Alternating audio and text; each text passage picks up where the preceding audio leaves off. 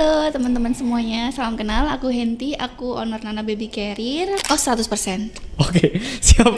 Karena dikasih sama Mbak Henti, ketika revenue masuk 100% solve gitu. 100% Siap. solve. Gimana kita mau bikin strategi kalau kita nggak tahu kondisi bisnisnya? Gue scrolling apa sih? Paham.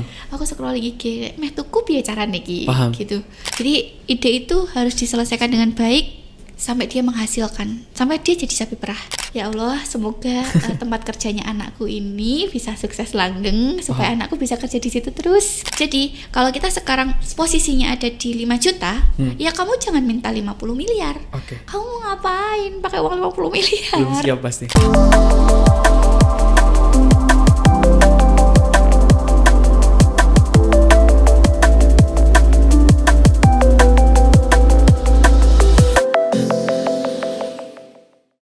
Kembali lagi ke Find Your Way Podcast, dan di sesi ini, di episode 9 ini, kita dapat tamu spesial dari Yogyakarta. Namanya Mbak Henti. Mungkin Mbak Henti boleh say hello ke teman-teman. Silakan. Halo teman-teman semuanya, salam kenal. Aku Henti, aku owner Nana Baby Carrier, perusahaan gendongan bayi yang memproduksi gendongan bayi ergonomis mulai dari 2015. Dan alhamdulillah sekarang produknya sudah tersebar di seluruh Indonesia, sudah ekspor juga ke Malaysia dan Singapura. Siap. Oh, ternyata ada lokal market, ada ekspornya juga gitu ya? Iya. Itu ekspor tuh berarti orang beli langsung lewat marketplace gitu Mbak, atau gimana konsepnya? Untuk sementara masih wholesale, jadi kita ada distributor di sana. Oh, jadi sampean partneran sama distributor atau toko di sana, dikirim ke sana terus mereka? Ya, mereka distribusi sendiri. Siap. Nanti kita akan bahas lumayan panjang gitu ya. Nama brandnya Nana Baby Carrier ya. Nah, itu di Instagram semua gitu ya? Iya, disambung kecil semua. Nana Baby Carrier. Di Shopee, Tokopedia, TikTok ada semua ya? Ada semua, ditambah underscore official. Oke. Ntar simple masuk ke Instagram juga aja, pasti ya, harusnya ada link-link ke sana gitu. Yang buat ibu-ibu muda ya, baru berarti kalau orang mau beli pasti lagi ngandung gitu Mbak, atau mau ngasih kado ke temannya atau gimana? Idealnya sih sebelum melahirkan, jadi ketika nanti udah lahir bayinya tuh udah siap produknya ada untuk gendong bayi, karena Nana Baby Carrier ini produk yang bisa dipakai mulai dari bayi baru lahir banget sampai anak umur 4 tahun. Jadi itu gendongan yang bisa di-adjust gitu ukurannya. Dan sekali beli aja ya? Sekali beli aja. Boleh beli berkali-kali. Jadi kalau misalnya outfitnya warna merah, nanti gendongannya merah, outfitnya hitam, warna hitam gitu kan. Sebenarnya gendongan itu kan fungsinya bukan cuma gendong tapi juga OOTD kan. Oke, respect. So basically fungsional plus fashion gitu ya? Iya. Suamiku nggak mau kalau gendongan bayi itu warnanya yang gambar singa-singa, ada bulu-bulu, ada bonekanya gitu, nggak mau. Makanya aku spesial buatin warna hitam buat dia. Dan itu jadi best seller sampai sekarang. Warna hitam ya? Warna hitam. Jadi bisa dipakai ibunya atau bapaknya, ayahnya gitu bisa ya? Jadi itu bikin tambah ganteng sih. Kalau bapaknya gendong. Kalau ibu-ibu kan gendong udah biasa ya, kita gendong-gendong aja. Tapi kalau bapak-bapak mereka pengen gendong tapi nggak kemayu gitu. Jadi gendong tetap manly. Respect. Ini kebetulan suaminya Mbak Edi ada di sini juga, cuman sensor by people gitu. Ini mau tanya Mbak, penasaran. Dulu pas kenapa bikin produknya gendongan bayi gitu? Apakah ini keresahan pribadi atau gimana? Dulu pas saya kecil tuh digendongnya pakai selendang yang warna pink, ada motif batiknya gitu-gitu. Nah itu kenapa tiba-tiba bikin produk gitu? Karena aku pengen gendong secara nyaman, dan aku tuh sebenarnya nggak bisa gendong. Makanya aku gendong pakai tangan. Nah, tanpa apapun. Sebulan 2 bulan masih oke lah ya, bayinya masih kecil cimit 3 kilo. Terus naik 4 kilo masih oke lah ya. Terus 5 kilo, terus kemudian kram kesemutan, terus kebas. Waduh, kayaknya ini ada yang salah nih.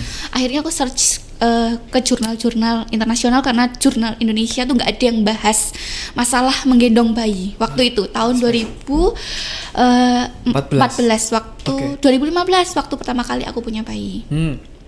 Siap.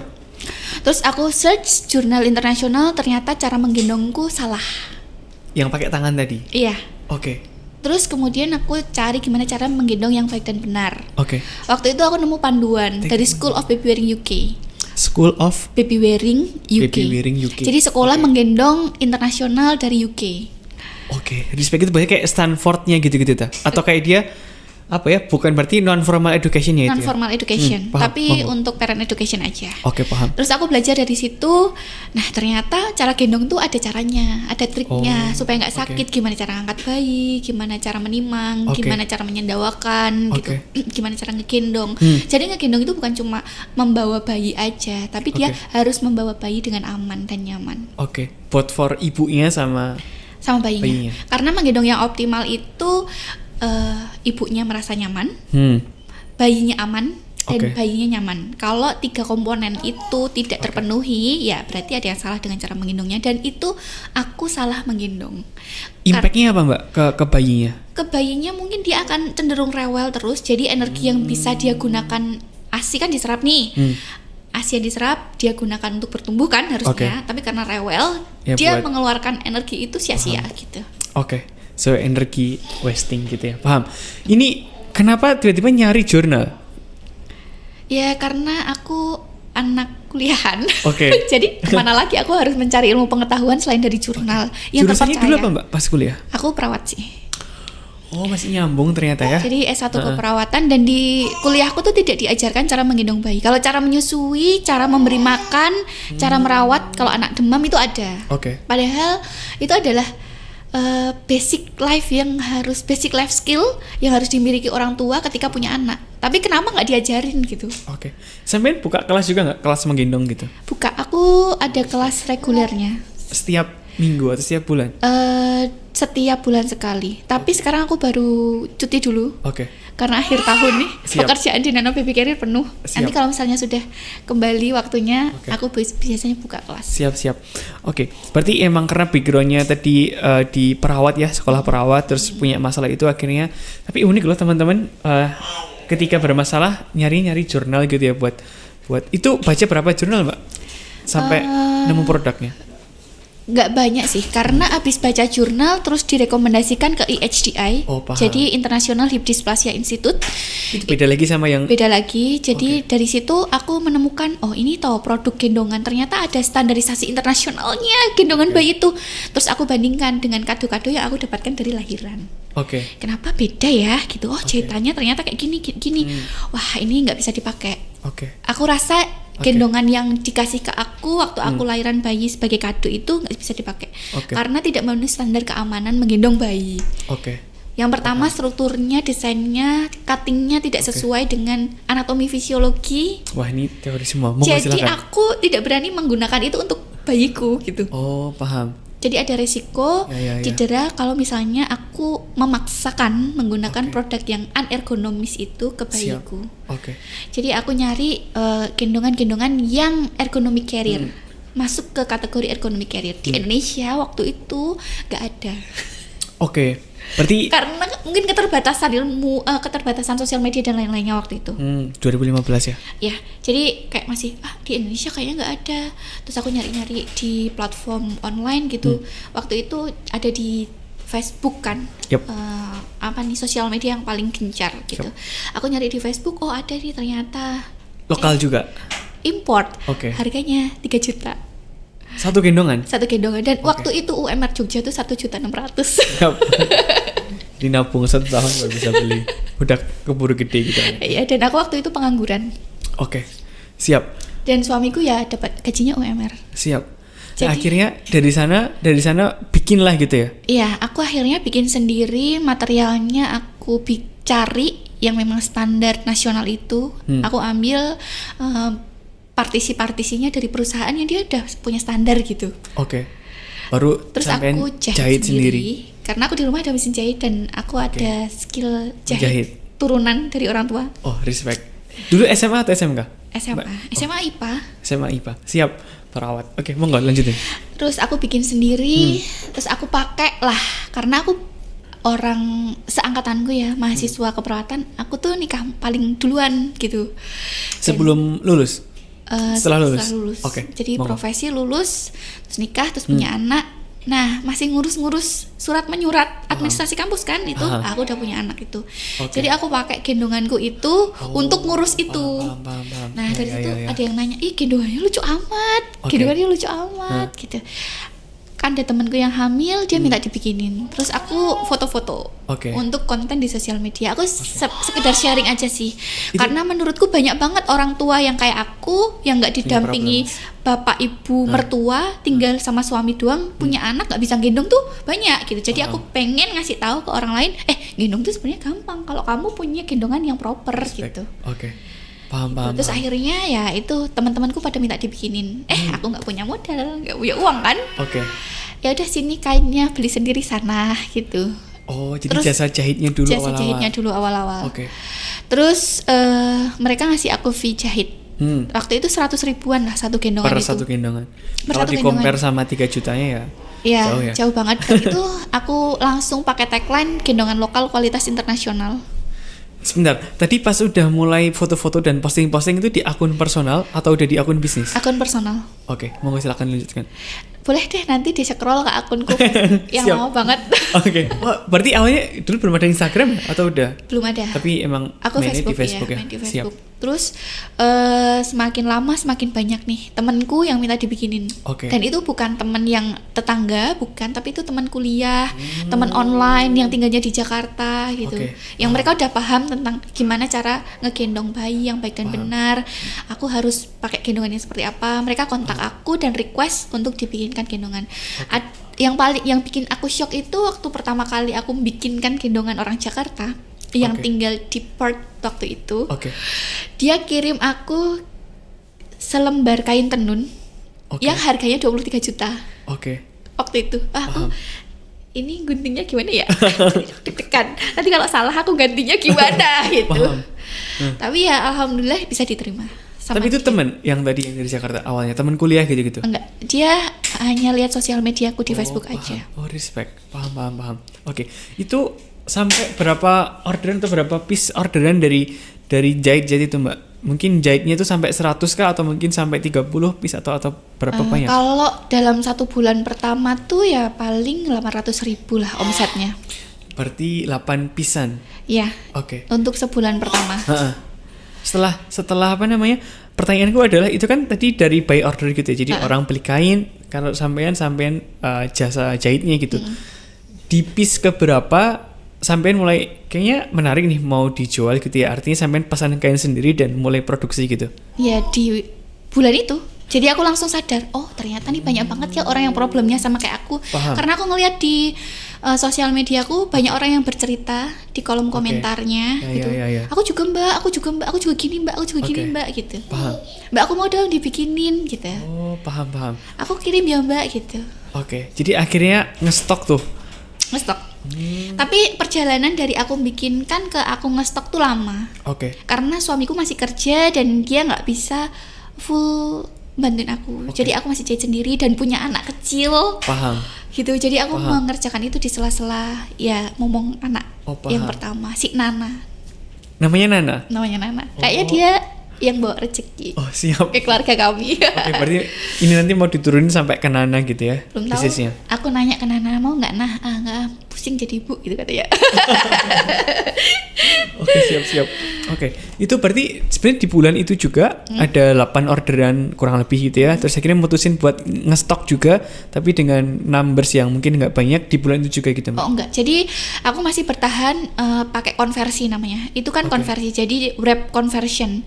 Apa itu? Dari kain wrap, kalau gendongan di luar negeri biasa disebut dengan wrap. Konversi artinya mengubah. Wrap conversion artinya mengubah kain gendongan yang lembaran menjadi sebuah gendongan yang langsung dipakai. Nah itu jasa wrap conversion. Paham. Jadi yang tadi jahit berubah ke wrap conversion. Ya, aku ubah namanya jadi jasa jahit gendongan menjadi wrap conversion. Jadi agak keren gitu. Terus yang tadinya cuma Nana, gendongan bayi Nana Mete awal-awal aku bikin brandnya. Wah ini kayaknya terlalu Jepang atau terlalu Cina. Jadi itu kayak kurang trusted di customer. Jadi aku ya udahlah gendongannya aku bahasa Inggrisin aja jadi Nana Baby Carrier. Nah abis itulah langsung banyak rame berdatangan. Paham. Itu berapa lama Mbak proses 3 bulan. 3 bulan untuk si wrap conversionnya? Iya. Setelah itu nyetok. Oh, stok pertama berapa piece Mbak kalau boleh di-share ke teman-teman? Stok pertama 6 piece. 6? 6. Karena jadi dari web conversion kan puluhan ya. Web conversion puluhan, nyetok 6, kalau ada yang mau langsung beli kan bisa dilayani. Dan itu aku jahit sendiri. 6 itu muter sebulan? Muter sebulan, dan itu nggak sampai sebulan. Seminggu gitu kali ya, seminggu 2 minggu. Aku sekali upload langsung habis. Oh wow, respect. Menarik. Berarti ternyata demandnya gede ya gitu. Oh, orang yang punya masalah kayak aku tuh banyak gitu. Terus aku akhirnya bilang ke suami, kayaknya ini bisnis bagus deh. Soalnya kan aku dulu tuh sebelum bisnis sendiri, sebelum lulus kuliah, aku tuh nyambi kuliahnya. Nyambi kerja gitu masih atau nyambi bisnis? Nyambi yang macam-macam gitulah. Paham. Nah, pas ngelihat ada kayak gitu tuh, aku langsung bilang ke suamiku, Pak, ini kayaknya peluang banget buat kita untuk bikin bisnis sendiri, pakai produk ini. Kalau dilihat setiap hari tuh ada aja bayi yang lahir gitu. Jadi kalau selama masih ada bayi lahir di dunia ini, sama kayak MLM, setiap ini nggak akan mati. Iya, ini nggak akan mati. Respect. Gitu. Ini saat ini di Indonesia udah ada kompetitornya, Mbak? Banyak banget. Mau baik lokal maupun dari Cina. Siap. Cina. Siap. Kalau boleh di-spill ke teman-teman, muter per bulannya berapa piece sekarang? Sekarang 2.000. Keluar salesnya gitu ya, 2.000 piece per month. 1.500, 2.000. Kalau peak season 2.000. Ini masih on demand. Jadi kadang-kadang ya kita stop dulu iklan, habis nih produknya gitu. Oh, paham. Oh, sampai segitunya ya. Kenapa? Iya. Berarti masalah utamanya di produksinya gitu ya? Iya, kalau sekarang. Ini kalau aku izin masuk dikit ke problemnya gitu. Apa yang ngebikin ini teori bisnisnya ada teorinya ya, nggak ngerti prakteknya gitu. Teorinya adalah ketika demand-nya tinggi harusnya kita bisa nge-supply sebanyak-banyaknya gitu ya. Iya. Kenapa produksinya apakah karena supply bahannya atau supply lama ngerjainnya atau supply orangnya? Masalahnya gimana? Karena supply SDM-nya. Di Jogja tuh orangnya lebih ke aku nggak mau lembur, mendingan pulang awal tepat waktu, weekend libur gitu. Jadi buat ngejar quantity yang demand yang kita butuhkan tuh kita sulit nyari SDM produksinya. Dan mereka orang-orang yang siswa-siswi nih ya dari Tata Busana, dari SMK yang kita tawarin masuk ke Nana Baby Career, mereka langsung nolak mentah-mentah. Kenapa? Karena bukan fashion. Sok-sokan anjir orang-orang ini. Bukan baju. Paham. Jadi ini gendongan gitu. Jadi mereka yang langsung nolak gitu. Padahal gajinya di Nana tuh lebih dari UMR. Paham. Itu kenapa orang-orang ya? Kan harus diedukasi orang-orang ini. Nggak tahu. Gapnya tuh tinggi. Jadi aku tuh pernah diundang ke SMK gitu. Dan aku share ke mereka. Setelah aku kasih tahu ya mereka datang gitu. Tapi karena itu nggak ada waktu terus gitu ya, kesempatan itu nggak datang terus gitu. Jadi aku kadang-kadang juga di tahun itu loss gitu untuk share ada. Maksudnya ini kesempatan nggak datang karena sampai diundang waktunya terbatas atau nggak ada yang undang? Nggak ada yang undang. Jadi dari sekolah-sekolah itu kan mereka ngelihat nih, mereka ngelihat ini bisnis yang bagus tuh sekarang apa, produknya apa. Nah siswa-siswa itu didatangkanlah kayak pemilik-pemilik bisnisnya untuk sharing di sekolah mereka gitu. Nah waktu itu aku pernah sharing sekali dan dapat yang sampai sekarang bertahan, dan itu udah 5 tahun yang lalu. Berapa orang Mbak yang checklist? Yang sampai sekarang? Tiga orang, 1 orang, 5 orang? Apanya? Yang tadi kan sempat sharing kan? Iya. Terus ada yang convert, ini sampai sekarang masih jadi karyawan di timnya gitu? Iya, masih ada. Ada berapa orang? 30. Dari sekali sharing itu? Dari sekali sharing. Dan itu bertahan sampai sekarang. Karena mereka udah ngerasain, oh enak nih di Nana dibandingin kerja di pabrik, dimarah-marahin sama ini nggak pernah dimarahin di Nana. Yang penting achieve aja target gitu. Liburan boleh gitu. Kalau boleh di-spill Mbak, sehari produksi berapa per orangnya atau berapa itu konsepnya? Nggak bisa kita sehari, kita produksinya karena mass product, proses gitu ya? Proses lining gitu, jadi sebulan gitu. Kita targetnya 2.000 sampai 2.500. Oh paham. Jadi ada proses cuttingnya, ada proses pola apa gitu-gitu ya? Iya. Paham. Ini tanya dikit lagi, kenapa sempat kepikiran nggak bikin apa sih LKP ya atau apa sih LPK gitu-gitu buat? LPK. Gitu. Kenapa sempat ada pikiran itu nggak Mbak? Sempat sih. Tapi capek. Gak ada yang ngurusin. Paham. Jadi karena aku pikir ya aku fokusnya di marketing sales aja deh. Kalau itu udah fokus di situ, siap. Ya orang lain akan ngurusin yang lainnya gitu. Karena bisnis itu Nomor utama, yang paling utama tuh marketing sales. Kalau marketing salesnya nggak diopeni ya nggak diurusin gitu. Betul. Kan, nggak di maintenance dengan baik ya. Masalah akan datang. Betul. Paham. Semua itu awalnya dari salesnya. Kalau salesnya bagus, ya apapun yang akan kita create akan bisa. Gitu. Betul, setuju banget. Ini ada teori juga. Ini teori ya. Saya masih terlalu muda untuk ngomong ini bisnis, makanya saya ngundang orang buat belajar gitu.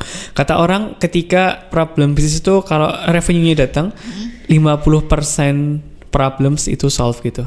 Oh, 100%. Oke, siap. Klarifikasi sama Mbak Enti, ketika revenue masuk 100% solve gitu. 100% siap. solve. Jadi kalau ada orang bilang uang tuh mungkin tidak akan bisa menyelesaikan semua masalah, tapi di bisnis tuh uang bisa menyelesaikan masalah. Respect, setuju banget. Iya. Jadi kadang-kadang ada orang yang ngelihat kenapa ya bisnis owner mata duitan? Oh, tentu tidak. Kami tidak mata duitan. Kami hanya ingin masalahnya selesai. Paham. Salah satunya dengan revenue gitu. Siap. Respect. Oke. Ini saya mau coba masuk lagi dikit ke LKP atau LP Kang ngerti namanya. LPK. Itu dia. Nanti mungkin di segmen-segmen kedua ketiga mau coba masuk banget ke apa namanya? Ke people managementnya, operations, produksi apa mungkin ada masalah di sana. Karena sekarang ada 60-70 tim ya tadi. Iya. Nah, udah di scale segitu pasti udah ngelewatin apa namanya? R&D ngebikin orang apa segala macam gitu ya. Sama nanti karena tadi Mbak Henti emang fokus banget di marketing sama sales, mau coba masuk ke saya. Cuman masih penasaran di apa namanya? Nah itu ada juga contoh apa namanya?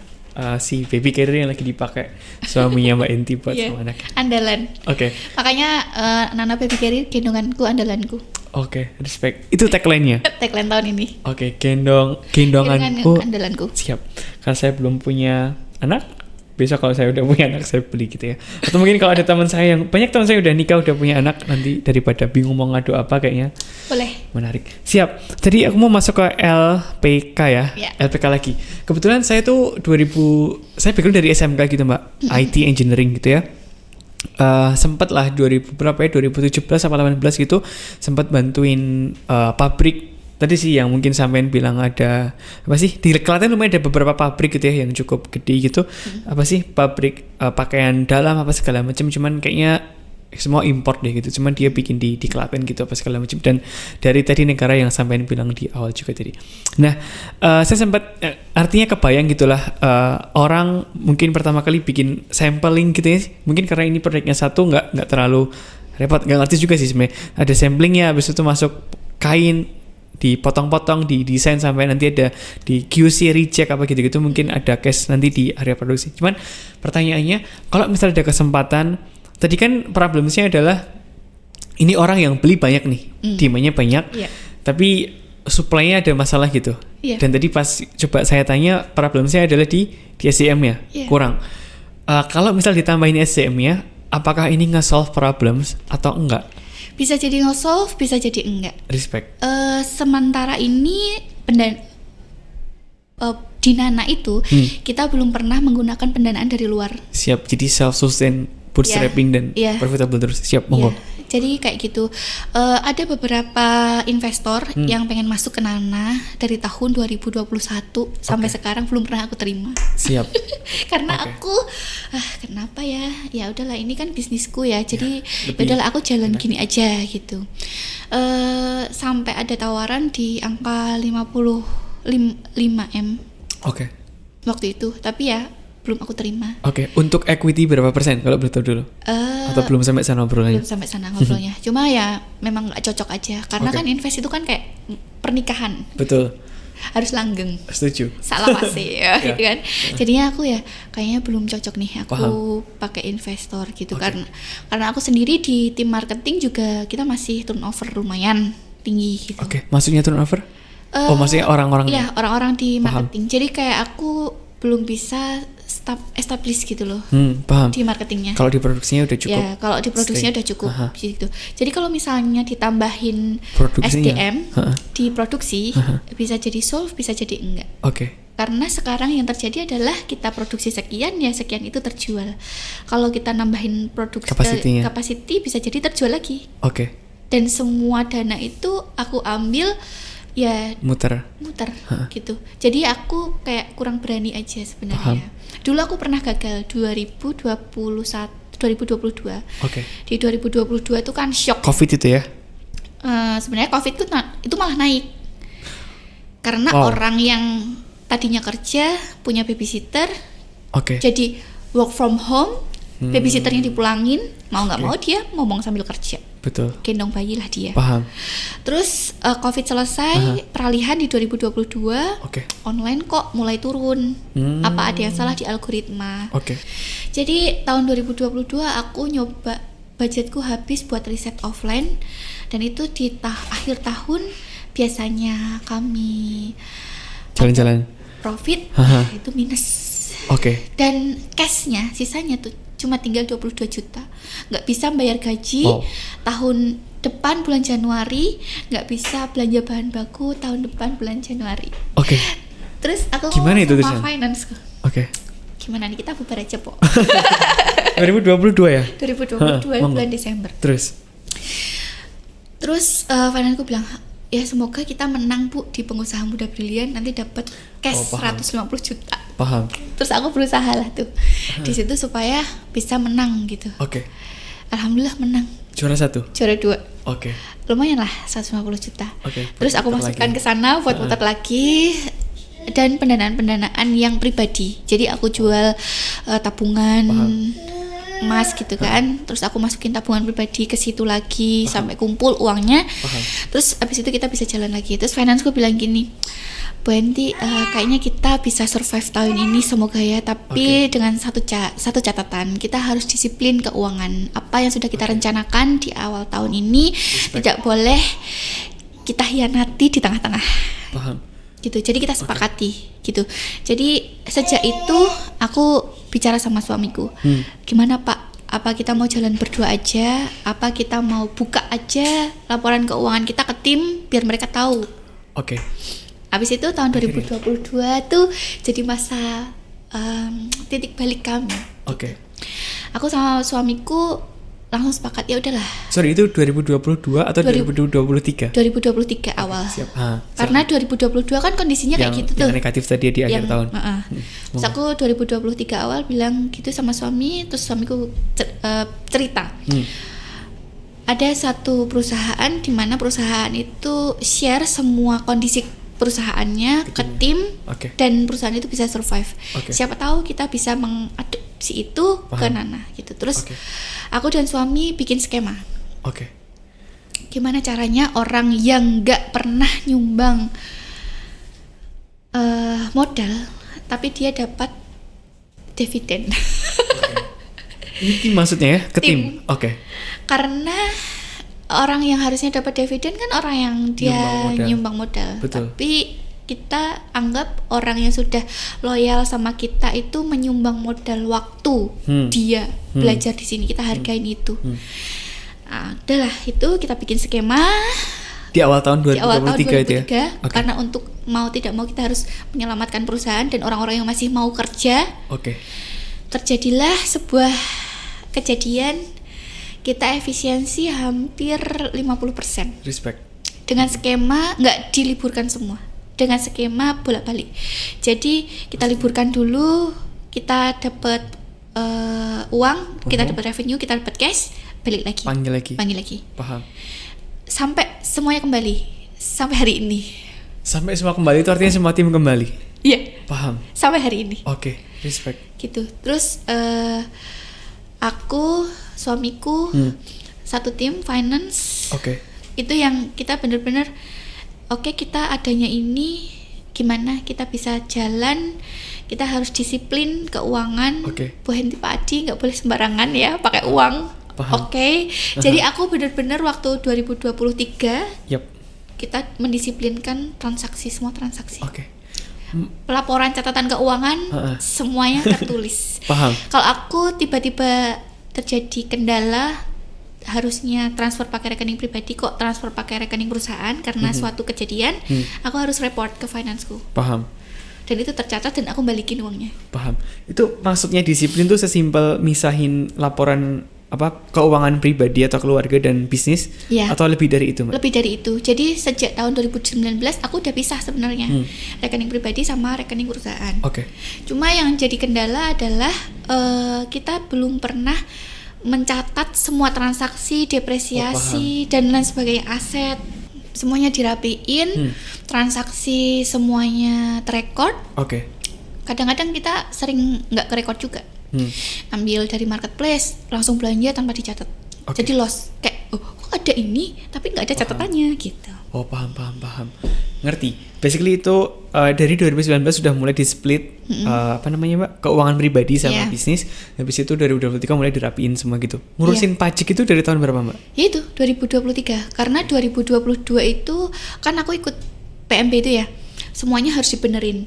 Sosial media itu yang semuanya, dari BRI ya? Iya, yang dari BRI, Bank Usaha Muda Brilian itu semuanya harus dibenerin tuh.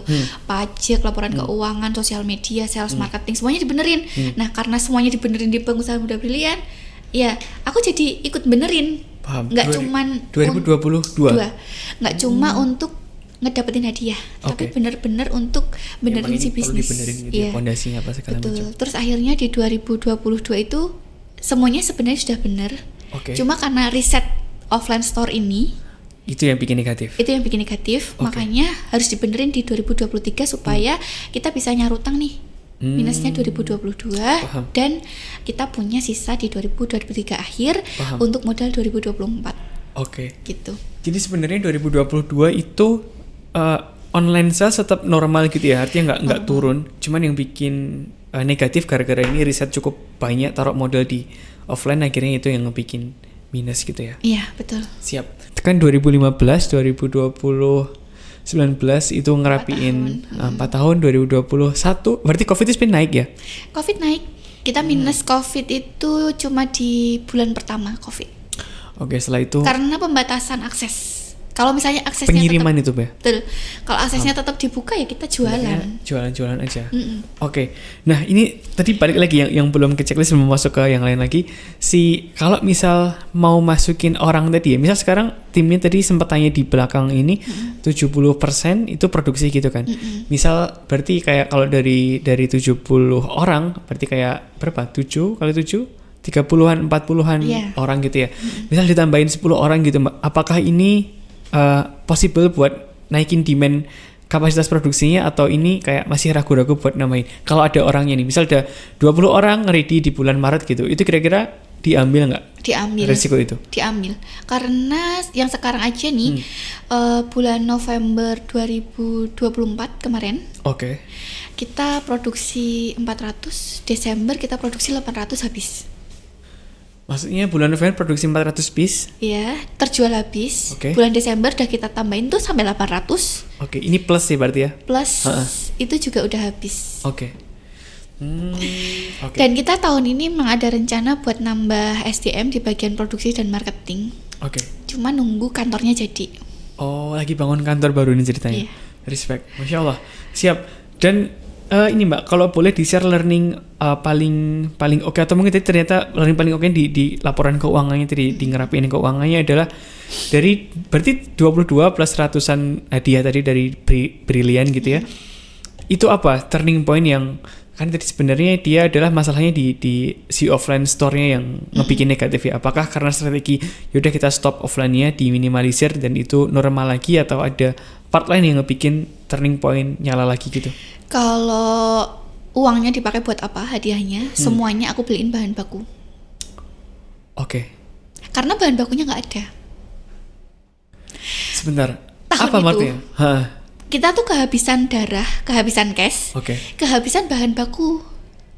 Sebenarnya orang tuh mau beli. Orang mau beli. Bisa gitu ya? Bisa, karena pencatatan laporan keuangan yang nggak valid itu loh. Paham. Jadi kan kalau business owner tuh kan harus tahu ya overview perusahaannya. Betul. Kayak dashboardnya gitu kan. Kita kehabisan bensin nih, kita kehabisan aki nih. Kita mau ke Jakarta. Penumpangnya ada, tujuannya ada, bensinnya nggak ada. Paham. Nah gitu. Jadi kayak dashboard itu tidak valid, rusak dashboardnya. Nah dashboard itu adalah laporan keuangan. Kita nggak bisa ngelihat kondisi bisnis kalau nggak ada laporan keuangan yang valid. Paham. Dan real time. Jadi laporan keuangan di Nana harus valid dan real time. Siap. Itu key points ya. Apakah ini dari pengalaman sampean gitu ya? Apakah ini wajib diterapin di tahun pertama, tahun kedua, atau emang yang valid dan real time ini kayaknya emang di later stage di tahun keempat kelima gitu? Kalau bisa mulai awal bisnis real time, awal bisnis harus real time. Kenapa aku di tahun keempat, kelima dan seterusnya? Karena aku nggak tahu. Jadi aku mulai bisnis itu kayak aku jualan, bukan bisnis. Penting banget kalau mau laporan keuangan dirapiin dari awal bisnis, valid dan real time. Valid dan real time. Mau coba di emphasize kenapa harus gitu? Mungkin orang kayaknya ngurusin jualan dulu dan ngurusin produksi, kenapa gitu? Ya gimana kita mau bikin strategi kalau kita nggak tahu kondisi bisnisnya? Paham. Bahkan dari awal pun emang harus gitu ya, make sense sih, paham. Iya. Kalau misalnya udah tahu, harusnya sih dari awal. Kalau kayak aku kan nggak tahu nih. Nah itu ya sambil sales sambil belajar. Jadi kalau misalnya ada privilege nih teman-teman yang mendengarkan dan nonton, kalau misalnya punya privilege bisa bikin laporan keuangan dari awal dan bikin bisnis, langsung bikin laporan keuangan untuk bisnisnya dari awal mulai bisnis. Karena itu akan benar-benar membantu teman-teman untuk bikin strategi bisnisnya. Siap. Aku tuh bikin strategi ngawur sih sebenarnya, by feeling aja gitu. Nah sekarang tuh nggak boleh. Bu Hendy nggak boleh kayak gitu, gitu. Harus by riset, by data. Nggak boleh bikin yang warna pink Bu Hendy meskipun Bu Hendy suka. Itu siapa yang bilang itu biasanya Mbak? Tim. Oh, maksudnya tim finance atau tim produksi atau? Ya tim produksi, tim finance, tim marketing sales. Jadi aku suka warna pink nih. Hendy, tapi produk kita internalis tuh warnanya bukan itu, dan itu tuh demandnya banyak dan kurang-kurang. Kenapa kita malah bikin produk yang tidak diminati? Kita harus bikin produk yang diminati dan uangnya dimasukin aja ke semua ke sana. Gitu kan? Siap. Izin jualan dikit teman-teman ya. Kalau butuh tentang konsul untuk laporan keuangannya atau segala macam atau data monetization buat ngambil decision tadi, bisa kunjungi roadmap.co.id dan nanti ngobrol dulu aja. Ngomongin masalahnya, define masalahnya dulu, solusinya gimana kita pikirin nanti. Gitu. Nah, aku masuk di area sini juga gitu Mbak Hendy. Terus apa namanya? Mau tanya lagi. Jadi tadi laporan keuangan kalau bisa dari awal dirapiin real time dan valid gitu ya. Terus mau tanya, tadi berarti kalau misal di misal Maret atau April ini ada 10-20 orang masuk gitu ya, itu akan diambil peluang itu ya. Ini menarik. Sebenarnya ini karena tadi aku bilang di awal ada apa sih namanya yang di mana ya? Karena nambahnya tuh bukan 10 atau 7 atau 10. Tapi kami merencanakan nambahnya tuh 20 sampai 30.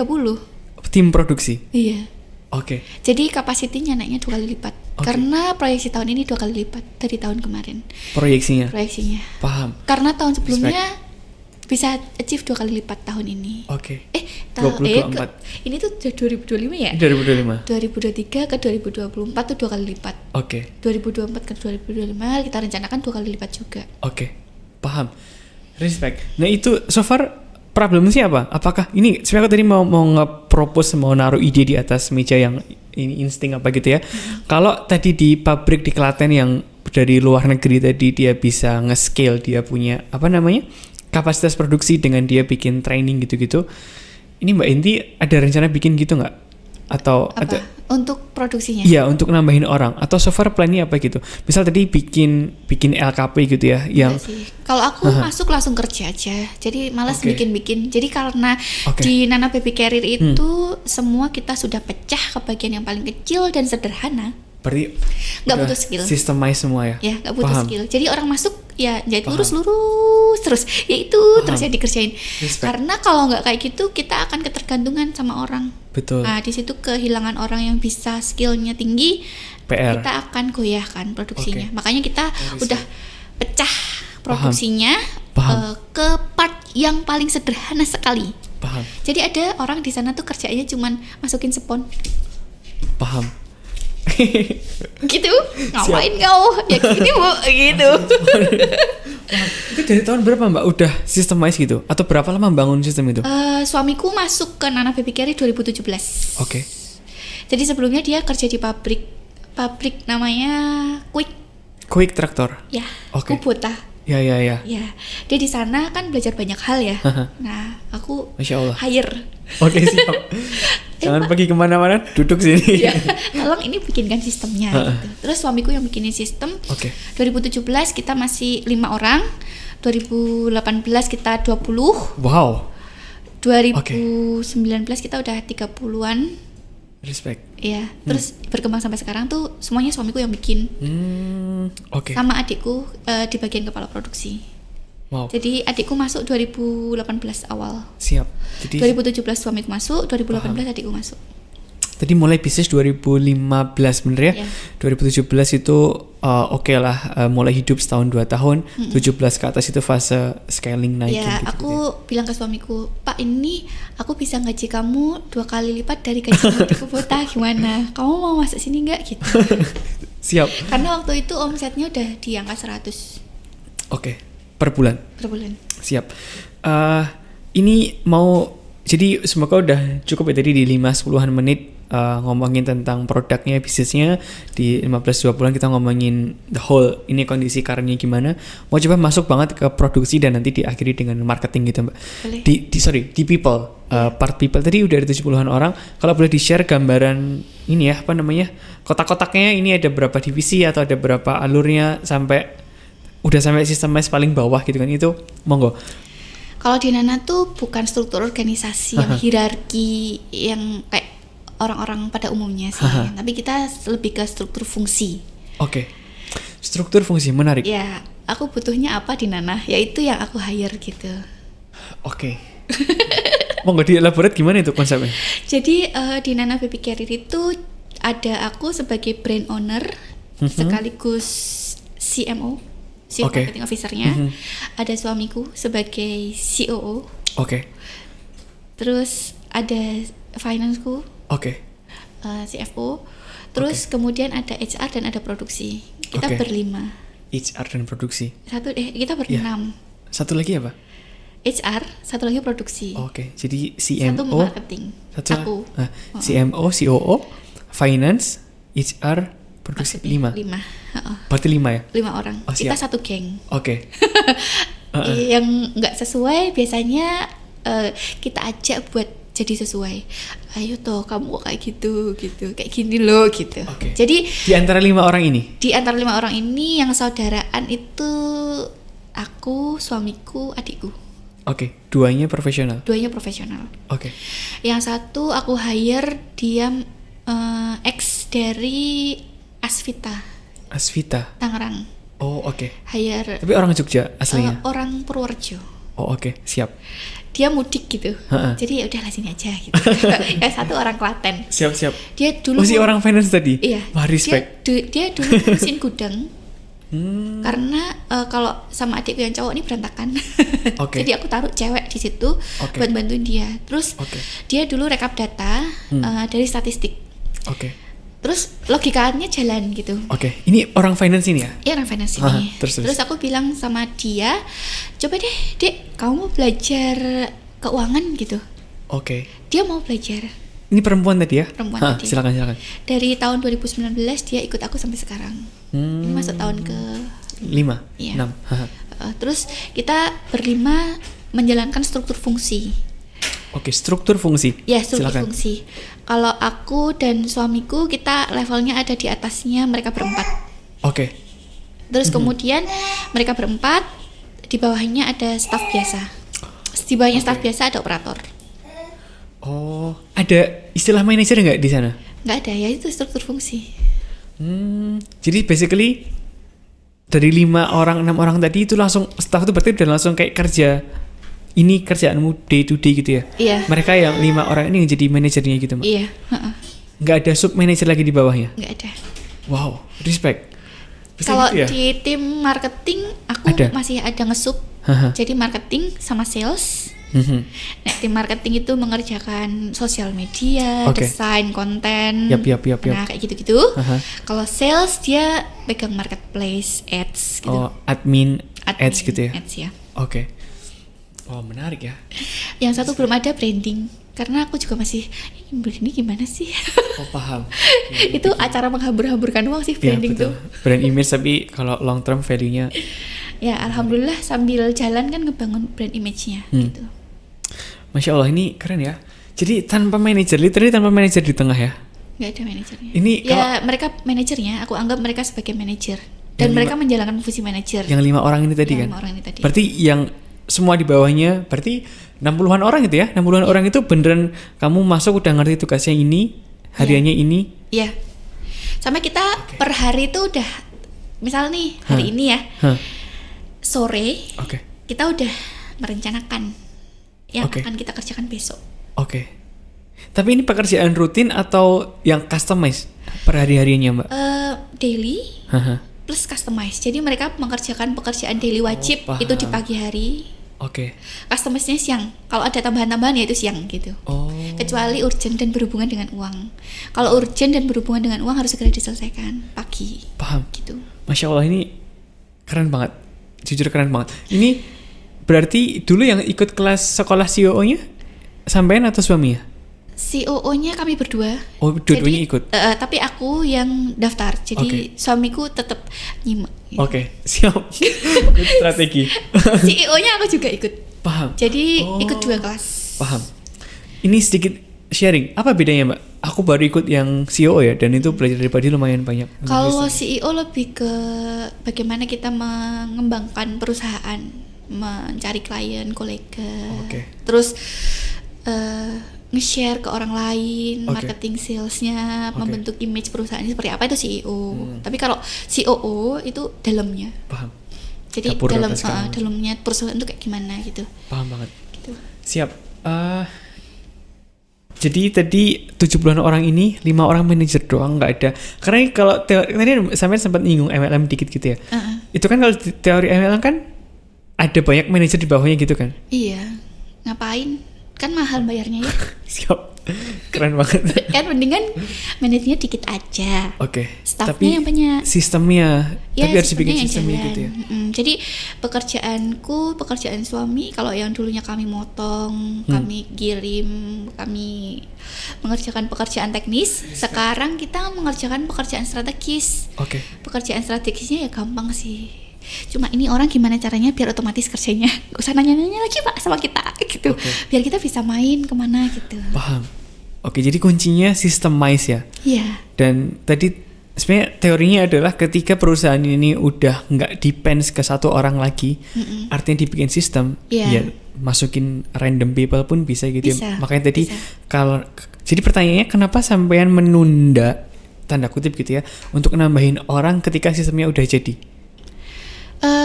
Konsiderasinya apa gitu Mbak kalau boleh tahu? Karena kadang-kadang gini, jadi kebiasaan aku tuh ngelihat di salesnya seperti apa.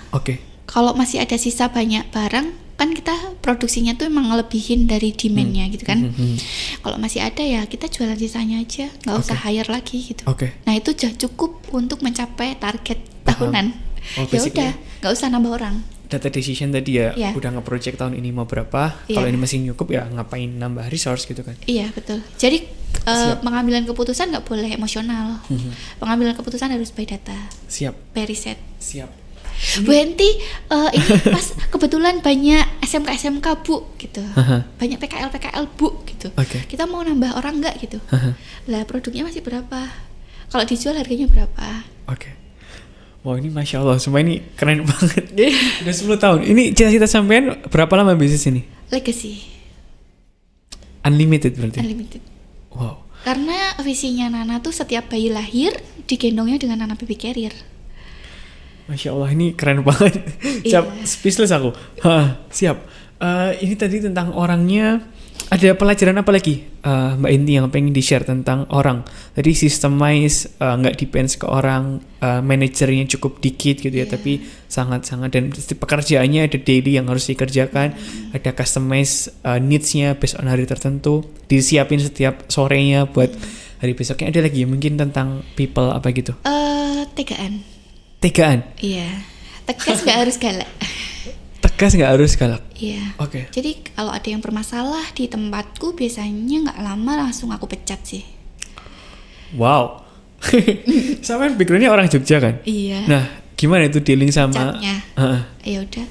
Masih mau kerja di sini nggak gitu? Masih, tapi perusahaan udah nggak bisa. Jadi mulai besok nggak usah berangkat aja gitu. Wow. Respect. Soalnya kalau aku memendam terus marah-marah itu akan membuat energi di perusahaan makin kacau. Betul, itu karena jadi aku bermasalah sama dia ya aku selesaikan sama dia gitu. Keren banget. Sumpah. banyak orang yang belum bisa sih kayak gini. Tapi latihan sih. Semakin terbiasa, semakin banyak latihan semakin biasa. Jadi dulu aku kalau mau mecat orang, kehilangan seseorang tuh aku sedih, terus kemudian galau. Gimana nanti perusahaanku kalau aku ditinggalkan dia gitu. Kalau sekarang ya udah, kamu mau di sini lagi ya udah sana gitu. Santai gitu. Keren, siap. Tadi konsepnya adalah 2015 masih berdua sama suami segala macam. Sendiri ya. Abis itu suami masuk 2017. Terus tadi kayaknya grow-nya 0, berarti 1, 2, 5 orang, 10, tiba-tiba 30, terus 70. Oke. Paham. Ada lagi Mbak tentang orang dulu? Tentang orang, jangan gak enakan. Asertif tuh penting. Jadi kalau orang di Jogja tuh biasanya nggak tapi neng burine grundel. Betul. Jangan kayak gitu kalau di dunia bisnis dan dunia kerja. Karena aku orang Jawa ya, aku biasanya ngomongnya halus gini Mas. Tapi kalau di bisnis ya kita bicara baik-baik dan utarakan aja apa yang jadi objektif pikirannya, gitu ya? Lebih objektif. Jadi kalau merasa tidak nyaman, ya kita akan selesaikan ini. Jangan grundel di belakang. Paham. Gitu. Ngomong neng buri. Siap. Ayo gentle gitu. Siap. Buat orang-orang Jogja ini respect banget. Gak semua orang di Jogja sih, di seluruh dunia nih harus kayak gitu. Siap. Tadi ada HR, ada finance, ada CMO, habis itu apa produksi gitu ya. Satu lagi apa nih Pak? Sales marketing. Di HR ini apa pekerjaan hari-hariannya mereka? Pekerjaan hariannya fungsinya adalah tadi kata sampean ya? Fungsinya dia seleksi, rekrutmen hampir tiap hari, wawancara hampir tiap hari. Karena kalau ada yang bermasalah ya langsung ganti. Nggak nunggu lama-lama. Jadi kamu ada waiting list gitu konsepnya berarti. Waiting list mau kerja di situ. Wow. Terus ngurusin orang-orang yang cuti, izin. Terus ngurusin orang yang bermasalah gitu. Terus ngurusin apa lagi ya? Payroll, gaji, absensi. Ngurusin Siska tolong ini apain? Aku ya Bu Henti itu. Paham. Ya, legalitas juga dia. SR ku baru 1. Dan dia ngurusin semuanya. Keren banget. Ini Mbak tanya apa namanya? Ini semua sistemnya udah digitalize gitu nggak? Atau gimana? Atau berapa persen digitalize gitu? Maksudnya digitalize gimana? Apakah semua tuh udah pakai? Nggak ngerti. Itu tuh kalau produksi berarti ada barcode-nya gitu-gitu atau berapa persen gitu-gitu nggak? Atau ada masih manual prosesnya yang perlu diinput manual atau kayak literally manual ditulis gitu? Nggak ada. Semua pencatatan kita di Google Drive. Datanya di Google. Siap. Google Sheet, Google Doc, Google Presentation, desain pakai Canva. Paham. Kita pakai Google Sheet. Untuk pekerjaan. Kalau tracking line produksinya? Kita pakai Trello. Berarti kalau setiap barang produksi gini ada apa namanya? Ada barcode-nya gitu nggak? Atau ada. Respect. Itu pakai Trello gitu? Ada sistem tersendiri? Ada sistemnya sendiri. Siap. Dan itu kita bangun sendiri pakai yang gratisan aja. Paham. Respect. Sampai sekarang kita belum bayar apa-apa sih. Siap. Kita mau bikin ERP aja masih maju mundur. Bisa nggak nih? Ya udah, kita masih bisa pakai Excel dan spreadsheet, pakai itu aja. Paham. Keren banget. Itu tentang sistemnya berarti kayak mungkin 90% atau bahkan 100% udah digitalize gitu ya. Dan kita biasanya kan orang-orang pakai KPI. Nah, kita pakainya OKR. Objective Key Result. Apa bedanya? Jadi kalau KPI itu kan ke SOP-nya, terus SOP-nya dikerjakan, nanti KPI-nya centang. Kalau kita kayak result, jadi hasilnya mana gitu. Caranya ya terserah, yang penting halal gitu. Itu ke semua tim ya? Ke semua tim. Paham. Itu tentang orangnya. Kalau berapa persen prosesnya automate gitu Mbak? Otomasi gitu. Ini kan udah ngomongin sistem gitu kan. Ya, yang dimaksud otomatisasi itu gimana? Otomatisasi itu mungkin sekarang karena masih pakai tadi Trello, Google Drive dan segala macam. Asumsi saya masih banyak manual proses yang dilakuin, mungkin input datanya kah atau apanya, cuman karena udah ada sistem jadi manusia tinggal ya input gitu kan. Apakah udah ada plan buat nge-automate beberapa prosesnya nggak atau gimana? Kalau sekarang sih kami masih nyaman ya pakai semua itu karena kita based on spreadsheet. Paham. Live. Real time. Paham. Siap. Itu udah kayak bikin sistem di situ. Ya. Dari spreadsheet itu kita bisa langsung cek loh penjualan hari ini per jam ini berapa. Paham. Yang penting ada PIC-nya gitu ya. Ada PIC-nya, ada orang yang ngisi. Oke. Nah, orang yang ngisi itu ya yang di training, pekerjaan dia. Paham. Ya tadi aku mau tanya satu lagi. Apakah orang HR ini ngurusin training orang-orang yang pertama kali masuk gitu-gitu juga? Dia cuma. Atau itu malah nggak ada? Dia cuma company profile, product knowledge. Oh, habis itu masukin lah ke 5 fungsi tadi ya? 5 fungsi tadi. Berarti yang ngetrain ya si manajernya si 5 orang ini tadi ya? Iya, betul. Nanti yang ngetrain, misalnya dia diganti karena waktu kontraknya habis, ya orang yang mau kontraknya habis harus ngetrain. Respect. Gitu. Oke. Dan itu sudah ada akad di awal ketika dia masuk. Kalau kamu kontraknya habis dan tidak diperpanjang, kamu punya kewajiban untuk mentraining pengganti sampai 100% transfer knowledge-nya selesai. Oke. Itu biasanya transfer knowledge selesai emang pas apa namanya? Akad kontraknya habis atau kayak biasanya over gitu, Mbak? Di awal. Jadi akad kontraknya habis seminggu sebelum kontraknya habis. Paham. Jadi biar kita nggak timpang terlalu lama. Karena itu budget, Mas. Iya. Nek sampai training 3 bulan, nah kita bayari double job nih 3 orang. Paham. 3 bulan. Siap. Kan jadi bengkak nanti HR ya. Kalau transfer knowledge 1 hari selesai, biasanya gitu aku mintanya sama HR. Paham. Oke. Tapi HR ku, Bu, jangan 1 hari juga dong. Paham. Keren. Ini tadi udah ngerti tentang orangnya. Kalau ini coba ngomongin tentang sales marketingnya gitu, Mbak. Kan tadi berarti dari awal emang udah profit dari awal dan growing apa segala macam. Cuman tadi turning point 2022 tuh terjadi di 2022 aja atau tahun sebelumnya ada, Mbak? Mungkin 16. Cuma 22 aja. Oke, paham. Dan gara-gara si offline tadi ya? Iya, jadi pelajaran banget buat semua business owner yang ada di seluruh Indonesia. Kalau menjalankan bisnis, cobalah menilik ke dalam hati dan dalam diri. Okay. Kadang-kadang kita terlalu ngedengerin orang lain, kita nggak ngacak sama kemampuan kita. Oke. Sampai satu kondisi kita terbentur sama keadaan, yaitu membuat kita jatuh. Harusnya kan kita punya feeling nih, business owner tuh kayak iya apa enggak tuh ada rasanya gitu loh, feelingnya si business owner. Aku bisa nih kayaknya, aku enggak nih gitu. Okay. Jadi kalau untuk business owner ya cobalah lebih peka terhadap diri dan kondisi bisnisnya sebelum mendengarkan orang lain. Siap. Karena orang lain yang kasih tahu tuh kadang nggak ngerti bisnis. Betul. Karena yang lebih ngerti sendiri ya kita sendiri gitu kan. Yang ngejalanin juga kita. Mereka kan cuma ngasih pendapat aja. Paham.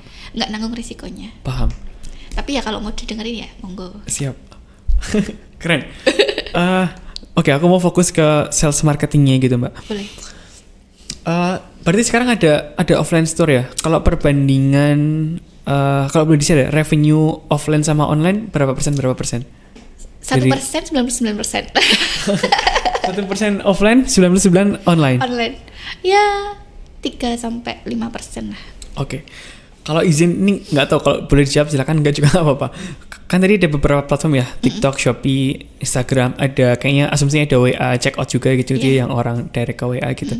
Itu persentase terbesar didorong sama platform apa sekarang? SPM, Shopee Mall. Oke, siap.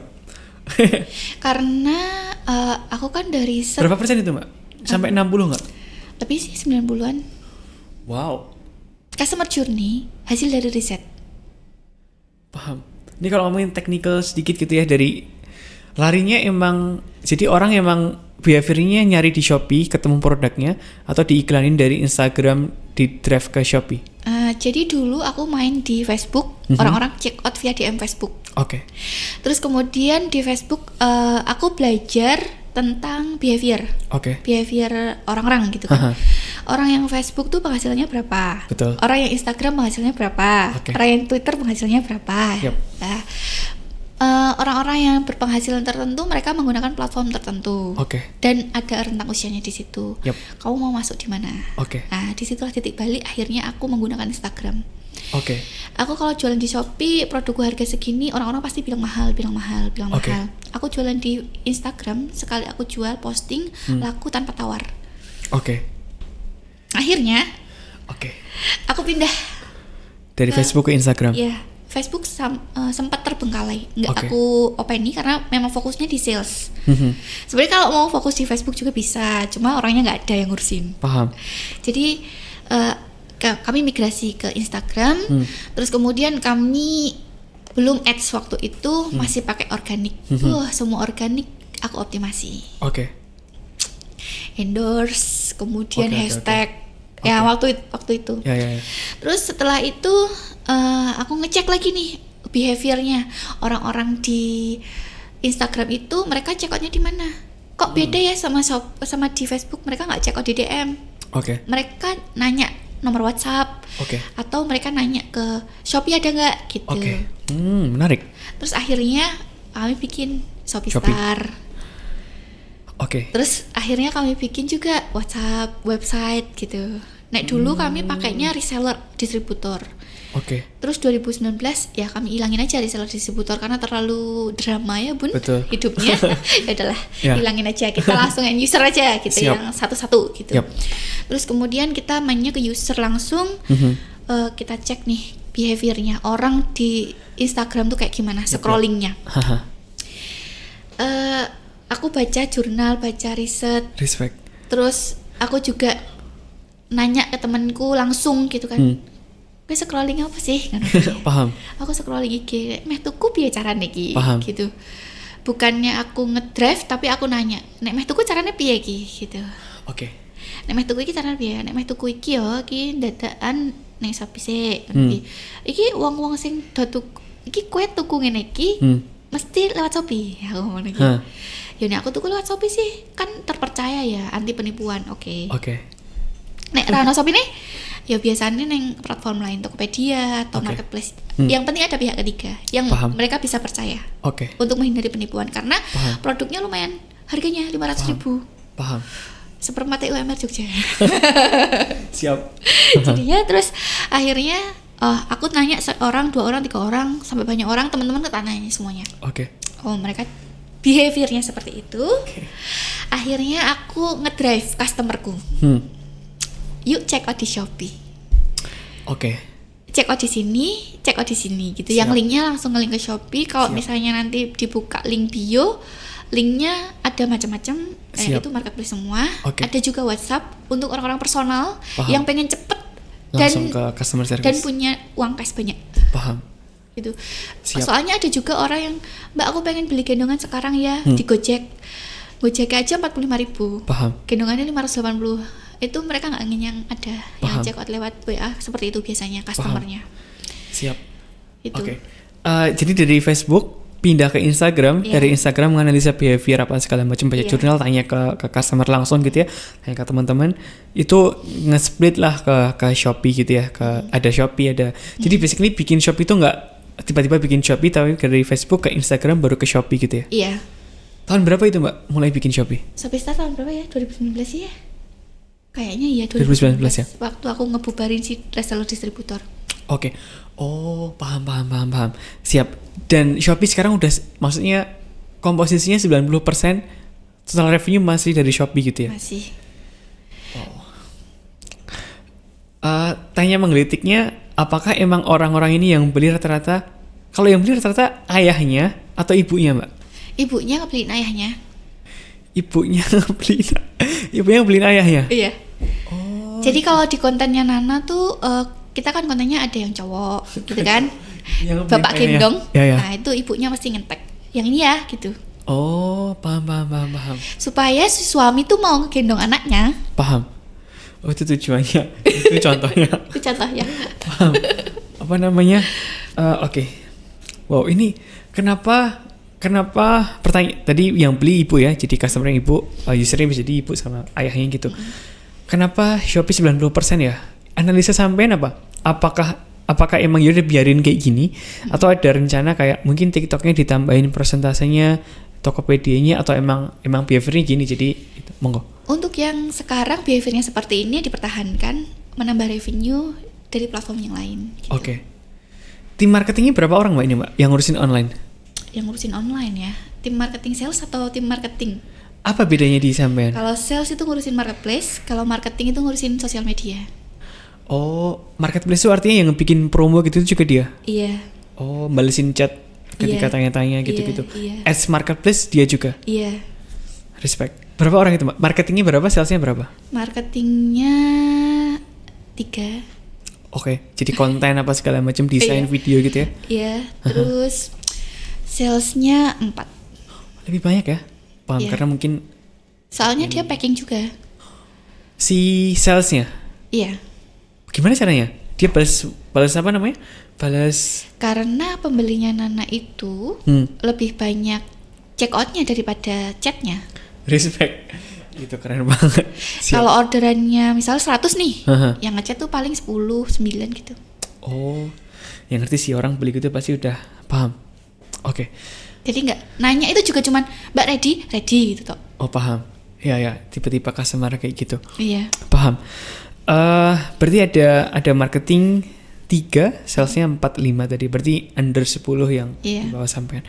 Oke. Mungkin marketingnya gitu, 90% lewat Shopee dan nanti mungkin dikembangin di platform yang lain.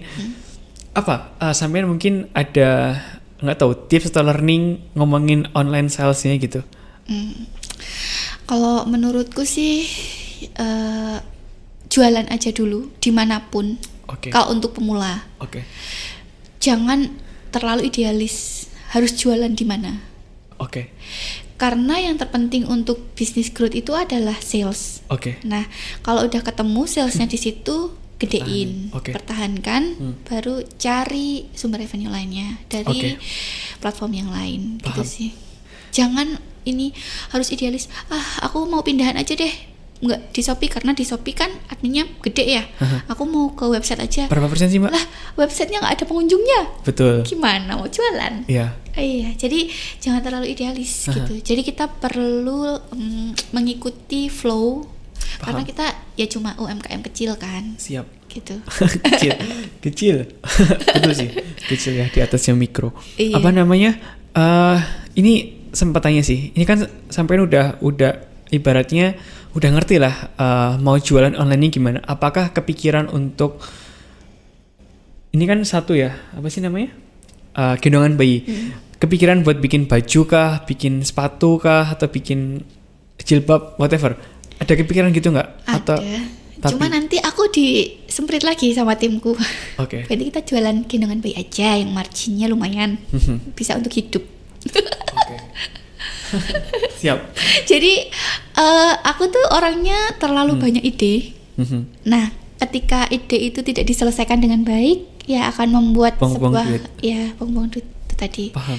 Jadi ide itu harus diselesaikan dengan baik sampai dia menghasilkan, sampai dia jadi sapi perah. Makanya produk-produknya Nana itu penjualannya 10 plus. Oke. Itu cuma produk itu aja. Oke. Itu hasil riset sih. Paham. Karena masih kalau kita punya banyak produk, Yap. perlakuannya pun akan banyak. Kalau produknya satu, kita Betul. perlakuannya Lebih simple gitu. apa yang? Aku udah bikin beberapa produk winning sebenarnya. Gendongan tuh ada banyak serinya di Nana. Jadi Oke. nggak cuma model itu aja. Jadi diversifikasinya masih di satu area itu gitu ya? Iya, masih di gendongan bayi gitu. Paham. Dan itu bikin kami lebih ringan sih menjalani hidup ini. Paham. Masih bisa guya-guyu. Kalau misalnya itu baju yang marginnya tipis ya, kita Betul. menangis. Paham. Oke. Ini mungkin udah masuk pertanyaan-pertanyaan akhir sih, Mbak. Ada dua yang menggelitik ya. Apa yang sampean imajinasikan 5-10 tahun lagi? Yang mungkin yang sampean kerjain dan Nana baby carrier-nya. Mungkin 5-10 tahun lagi tuh aku akan kalau jalan-jalan Oke. ketemu orang, Oke. gendongan yang dipakai tuh Nana baby carrier. Wow. Respect. Oke. Karena visinya Nana kan setiap bayi lahir digendong dengan Nana baby carrier ya. Ya paling besok kalau jalan-jalan wah Nana Siap. wah Nana gitu. Respect. Itu aku melihat keluar. Kalau aku melihat ke dalam ya mungkin akan ada lebih dari 200 sampai 300 orang yang kerja di Nana. Paham. Dan mereka bekerja secara otomatis. Oke. Ada sistemnya. Aku udah nggak harus ngoyak-ngoyak, mereka udah kerja sesuai dengan apa yang harus mereka kerjakan. Paham. Kalau tadi ngomongin diversifikasi produk ke brand lain, baju lah, sepatu apa segala macam, kemungkinan jawabannya enggak. Apakah Mbak Henti ada kepikiran akan bikin service based business gitu, atau yaudah ini kayaknya emang mau long last unlimited di Nana Baby Carrier aja? Belum tahu sih kalau itu. Tapi tepakannya sekarang akan gimana? Mungkin nggak bikin bisnis service gitu kan? Itu pasti beda lagi cara treatment orangnya, bikin sistemnya. Iya, aku pernah punya rencana itu, terus sudah pernah dibikin RAB-nya, bisnis plan-nya udah ada gitu. Tinggal ada nggak orang yang mau jalanin. Kalau aku sendiri ya sudah tidak mungkin kayaknya. Paham. Jadi mungkin kalaupun itu mau ngerunning itu, ekspansinya adalah hire profesional gitu-gitu kali ya. Iya, betul. Tapi mungkin itu nggak gampang juga gitu karena paham. Iya. Siap. Mungkin mau beberapa pertanyaan tentang applicable kayak level teknis banget gitu Mbak. Misal atau apa sih? Apa yang bikin sampean sukses di online tuh apa gitu? Karena Allah sih ya. Masya Allah. Karena Allah takdirkan aja. Oke. Aku termasuk orang yang percaya gitu bahwa takdir itu keren, sudah digariskan. Yep. Gitu. Tapi ada doa yang bisa merubah takdir. Oke. Aku menjalani bisnis ini tuh awalnya setengah-setengah, iya enggak. Kan harus iya 100%. Betul. Nah, iya 100% itu kan mencari ridho ilahi. Ridho ilahi itu kan ridho suami gitu kan. Suamiku ridho gak sih aku menjalani bisnis ini gitu. Ridho jawabannya. Jawabannya ridho. Terus akhirnya dia ikut juga bergabung ke sini. Alhamdulillah gitu. Itu jadi sebuah anugerah sih buat aku. Terus kemudian mungkin Allah sudah takdirkan, tapi ada doa yang bisa merubah takdir gitu ya. Kalau rezekiku tadinya ditakdirkan sedikit, nah aku sama suami dan 70 orang di Nana Baby Carrier setiap pagi kami berdoa supaya diberikan rezeki. Mungkin apa yang aku dapatkan sekarang itu bukan aku gitu, tapi adalah jawaban dari doa-doa yang timku panjatkan setiap hari.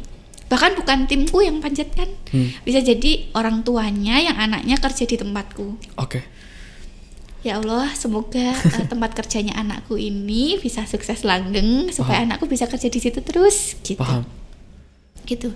Atau doa istri yang suaminya kerja di situ, ya Allah, semoga tempat kerja suamiku tuh sukses berkah langgeng supaya suamiku bisa dapat rezeki dari tempat kerja itu gitu. Jadi semua keberhasilan yang didapatkan Nana itu bukan karena aku, bukan karena suamiku, tapi karena semua yang ada di Nana Baby Carrier, doa-doa yang dipanjatkan setiap harinya gitu. Paham. Berarti kalau gitu persentase poin doa tadi dengan level teknisnya berapa persen Mbak? Atau teknis itu akhirnya ngalir aja gitu? Teknis itu ngalir aja karena setiap kita mau kerja kita doa, setiap kerja ya doa. Kalau ditegur kita ya istighfar, astagfirullah. Ojo nganti kedadian meneh, berarti kan doa lagi gitu ya. Gitu ya. Setiap langkah yang dilalui ya diiringi dengan doa. Berapa persen decision sampean itu, maksudnya tadi kan backgroundnya perawat gitu ya, sampean fokus ke sales marketingnya gitu, itu nggak mungkin semuanya gacoh melaku gitu kan. Pasti ada teori, ada ilmunya, ada belajarnya gitu-gitu. Itu berapa persen sampean semua aktivitasnya sekarang baca dulu atau belajar dulu dieksekusi, atau ada beberapa tahun yang itu kayak udah nabrak dulu gitu? Sering nabraknya sih daripada enggaknya. The power of kepepet. Paham. Jadi kita udah kepepet nih, gimana caranya? Nah, mau nggak mau kita harus mikir dan nyari exit plan. Paham. Urusan resiko ditanggungnya belakangan. Akhirnya kan ya tadi 2022 kita rugi tuh minus-minus. Paham. Ngerti. Gitu. Tapi semakin kesini akhirnya kita belajar nih bahwa semua yang ada di dunia ini, kalau di depan namanya pendaftaran, kalau di akhir namanya penyesalan kan. Siap. Ya udah, jangan sampai kita menyesal gitu. Paham. Apapun keputusan yang kita ambil sekarang, kita harus sadar dan kita harus mengerti bahwa ada konsekuensi yang mengikuti keputusan itu. Kita harus sadar nih semuanya. Siap. Aku dan semua tim yang ada di Nana. Paham. Mau masuk ke part-part terakhir ada beberapa pertanyaan-pertanyaan terakhir dan rapid questions gitu-gitu Mbak. Sebelum ke sana, bisa nggak sih strategi suksesnya sampean yang di online ini gitu ya? Karena 99% revenue dari online gitu kan, di copy sama brand lain. What do you think dari pengalaman ini? Bisa copy aja. Tapi rezeki tidak bisa dipaste. Respect. Oke. Siap. Cara bisa di-copy, rezeki tidak bisa dipaste. Siap. Itu yang aku lakukan juga ke teman-teman yang lain juga. Jadi kalau misalnya aku nih sering kan ditanya sama teman-teman gimana caranya ini, ya aku kasih tahu aja gitu. Tapi keberhasilannya dia bisa jadi lebih besar daripada aku. Aku ikut seneng, ikut bangga. Bisa jadi nggak berhasil ya karena memang tidak berhasil aja gitu. Gitu ya. Itu tadi. Cara bisa di-copy tapi rezeki tidak bisa dipaste karena rezeki itu udah sunatullah, udah ditakdirkan sama Allah gitu. Paham. Gimana sampean menanggapi kompetitor yang semakin banyak? Ya udah, malah bagus kan. Jadi nggak usah terlalu ngedukasi terlalu dalam. Kompetitor ngedukasi boleh. Siap. Malahan kita tinggal nampilin aja unique selling point dari produk kita apa. Lebih ringan. Paham. 10 tahun ngejalanin ini lebih banyak produk quality yang ngomong atau marketing yang ngomong? Produk quality yang ngomong. Orang-orang yang pernah beli brand X terus beli brand Nana, mereka komentarnya gini, ya kenapa ya nggak beli brand Nana aja, kenapa nggak beli Nana aja dari dulu, ternyata lebih bagus daripada brand X gitu. Biasanya sih gitu. Nyesel baru tahu sekarang kenapa nggak dari dulu gitu biasanya. Siap. Artinya awarenessku masih kurang sih mas. Jadi karena masih kayak gitu. Sebenarnya marketing ya ini kayak misal ada 10 kota ya, lempar gitu. Ketika dilempar dia pasti beli gitu ya. Ada produk reject gitu nggak sih Mbak di kasus ini? Di kasusnya Nana kita 0. Jangan sampai ada reject. Berarti ada QC yang kencang banget. QC-nya dari produk datang, supplier datang masih dalam bahan itu maksudnya. Bahan ya. Kita QC awal bahannya, terus masuk prosesnya, tidak boleh ada reject. Terus keluar jadi produk, tidak boleh produk reject. Jadi kita QC-nya ada 3, tidak menerima barang reject, tidak memproduksi barang reject, tidak menghasilkan barang reject. Kalau ada barang reject, pasti kita olah gimana caranya biar jadi tidak reject. Kalau itu reject bahan ya nggak bisa dipakai dari awal. Betul. Gitu. Udah habis. Sebenarnya kalau mau dilanjutin ya pasti banyak banget pertanyaanku mau belajar gitu ya, tapi udah 10 tahun dalam 1 jam. Ya, mungkin gitu konsepnya kan.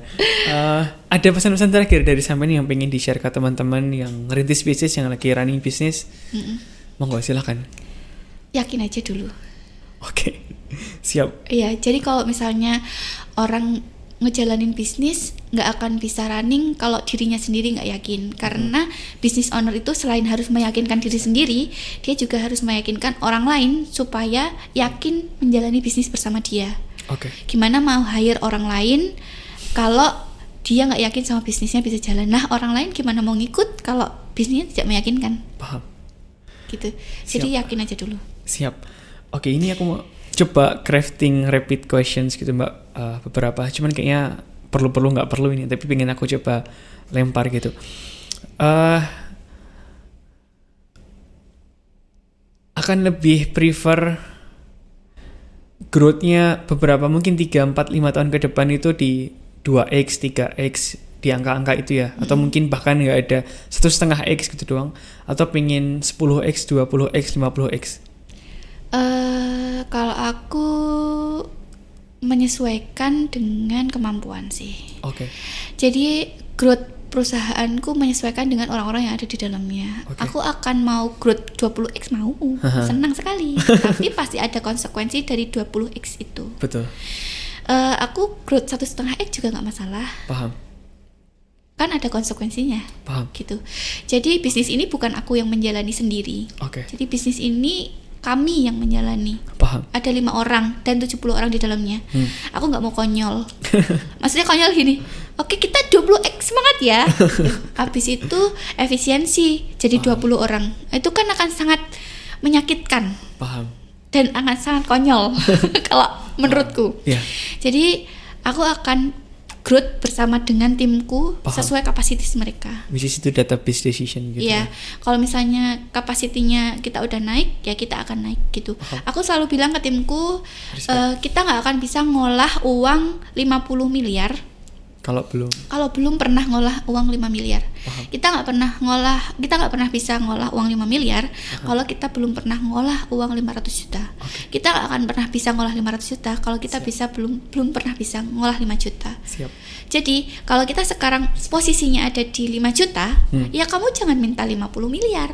Kamu mau ngapain pakai uang 50 miliar? Belum siap pasti. Betul. Jadi jangan makan apa yang nggak bisa kita kunyah dan kita telan. Siap. Gitu. Dan aku selalu bilang sama timku, kita akan naik, tapi kapasitas kalian juga harus naik. Di sini nggak ada sikut-sikutan di tim karyawan, di tim Nana. Yang ada kita saling mendorong supaya kita bisa sama-sama naik. Aku yang 10 tahun lalu berbeda dengan aku yang sekarang, meskipun orangnya sama. Tapi di dalamnya beda. Personalnya bertumbuh. Ya, pun juga dengan kalian. Akan percuma kalian berada di Nana, berada di perusahaan ini kalau kalian masih sama dengan 10 tahun yang lalu gitu. Atau sama dengan pertama kali masuk ke sini, yaitu rugi banget gitu. Aku selalu bilang kayak gitu sama timku. Terus aku selalu bilang sama timku gini, kita tidak akan pernah berhasil kalau kita tidak pernah mengambil resiko gagal. Jadi yang perlu kita siapkan bukan menyiapkan kalau kita berhasil. Yang perlu kita siapkan adalah gimana kalau kita gagal. Gitu. Keren. Kalau kita berhasil, ya udah, nggak usah ngapa-ngapain. Nah, kalau kita gagal, ngapain dong kita? Itu yang perlu aku siapin ke mereka, yang benar-benar sampai hari ini mereka ingat itu. Siap. Pertanyaan kedua. Gak usah deh, aku gak usah tanya repeat questions ini udah kejawab semua gitu. Aku nggak ada pertanyaan lagi gitu Mbak, udah cukup, maksudnya udah kejawab semua lah, semoga teman-teman dapat banyak belajarnya dan ini praktikal banget ya, dari awal sampai akhir. Hopefully itu cepat didengerin ulang, kalau dengerin jangan sekali sampai habis, tapi cepat diulang lagi, itu asumsinya akan banyak learningnya di sini. Dan Masya Allah, jujur aku mungkin ada pengen ngobrol lagi, banyak belajar lagi, karena udah 10 tahun, mungkin aku bisnis baru 2-3 tahun gitu ya, dan perlu banyak belajar gitu dari sampean gitu Mbak Henti. Dan makasih banget udah mampir ke sini. Closing pertanyaan dari aku adalah, ini jujur ini baru pertama kali ketemu sama Mbak Henti gitu ya. Kita dihubungkan qadarullahnya gitu di grup sekolah CEO-nya Business Hack, respect to Business Hack juga. Kita ketemu di sini, aku sempat nge-share November aku nge-share ke teman-teman di grup, aku lagi ngerintis podcast nih gitu, ada yang mau mampir nggak gitu. Dan salah satu yang nge-react, aku lupa sih itu yang mungkin balas atau apa gitu, kayaknya Mbak Henti gitu. Dan ada beberapa teman-teman yang lain gitu yang sempat, kemarin Mas Hugo Business Hack juga sempat mampir ke sini. Itu terima kasih udah mau mampir. Pertanyaan terakhirnya adalah, apa yang ngedorong sampean untuk mau deh gitu. Dan tadi kayaknya ini sempat bilang ini adalah podcast pertama, artinya ini mungkin ngebuka ke publik pertama, Pak. This is me loh, Mbak Henti from Nana Baby Carrier gitu. Apa reasonnya sampean mau diundang ke podcast yang baru dengan nggak jelas pertanyaan ini? Silahkan. Banyak orang yang di luar sana tuh mungkin bingung gitu ya, belajar bisnis itu kemana, di mana, dengan siapa. Kalau kita belajar agama kan sanatnya harus jelas nih. Kalau bisnis itu kan bebas ya. Nah, aku pengen orang-orang yang sebetulnya perempuan, wanita, ibu rumah tangga, ada suaminya, itu juga bisa berbisnis. Dan orang yang punya anak kecil-kecil kayak aku, balita-balita 4, itu juga bisa menjalani bisnis. Terus aku pengen juga orang-orang yang belajar tentang bisnis tuh enggak yang terlalu muluk-muluk tinggi-tinggi. Bisnis itu bukan yang terlalu ribet gitu ya. Iya, bisnis itu sederhana. Simple harusnya. Jadi kamu ngejual itu bagian dari bisnis. Berjualan itu kegiatan dari bisnis. Jadi ketika sudah melakukan penjualan, ada penjualan, nah itu bisa good starting point. Iya. Untuk menjalani sebuah bisnis. Jadi ini adalah podcast pertama yang mungkin kalau suamiku bilang kamu tuh bakatnya tuh menerbangkan kata-kata gitu. Oke. Jadi banyak teman-temanku yang datang ke rumah gitu nanya, Mbak, aku gimana ya? Aku bisnisku kayak gini, aku gimana ya? Aku gimana gitu. Nah mungkin ini jadi salah satu latihan aku juga untuk sharing ke orang lain. Bagaimana sih menjalani bisnis yang have fun gitu. Siap. Jadi kalau ditanya apa suka dukanya menjalani bisnis, aku akan lebih menjawab bisnis itu nggak ada dukanya. Bisnis itu semuanya suka. Kalau duka yang ngapain aku menjalani bisnis? Paham. Keren. Wow. Jadi muncul pertanyaan, semoga pertanyaan terakhir banget ya. What is your end game gitu, Mbak Enti? Apakah akan partner bisnisku yang saat ini bareng dan aku exit dari operasional tadi, emang dia ngejalanin bisnis niatnya buat belajar gitu. Jadi kita ngebangun bisnis bareng-bareng, emang dari 5 orang sampai 45 orang sekarang di 25-30an gitu. Tujuannya emang buat dia apa namanya ngajar gitu. Emang nature-nya jadi ibu juga, 3 anak juga, emang ngajar gitu. Emang happy-nya di sana, cuman supaya ngajarnya tetap harus muter, tetap dapur harus makan gitu kan, dibisnisin gitulah. Tapi jadi end game-nya dia adalah bisnis hanya tools buat dia tempat ngajar gitu. Sampean apakah emang endingnya nanti tadi sempat ngomongin nyinggung tentang sharing apa segala macam, maka kalau sharing aku tetap bisnis yang utama untuk makan gitu. Sharingku gratis. Jadi orang yang mau belajar ya yuk belajar gitu. Siap. Aku nggak pengen aku ngajakin orang buat belajar. Jadi orang yang pengen belajar ya yang welcome. Ya, sangat dengan senang hati aku membersamai untuk pertumbuhan bisnisnya. Paham. Gitu. Tapi kalau misalnya aku ayo toh sinau, Mas. Ngapain juga gitu. Tuh. Pasti orang yang disuruh belajar akan berbeda hasilnya dengan orang yang dia secara dorongan dalam dirinya ingin belajar. Jadi end game-nya tetap akan bisnis gitu ya. Bisnis. Siap. This is the last question dan 11.45 ya, udah sejam 20 lebih gitulah. Thank you Mbak Enti waktunya. Sama-sama. Saya sendiri belajar banyak. Ini akan dipublish, semoga teman-teman juga banyak belajar dari sesi ini dan harus banyak belajar dan banyak banget gitu ya. 10 tahun tadi tagline-nya apa ya? Kalimatnya Mbak Enti yang kata suaminya menerbangkan kata-kata. Perjalanan 10 tahun dirangkum dalam durasi 1 jam. This is the end of this episode. Thank you semuanya. Bye bye. Assalamualaikum. Dadah.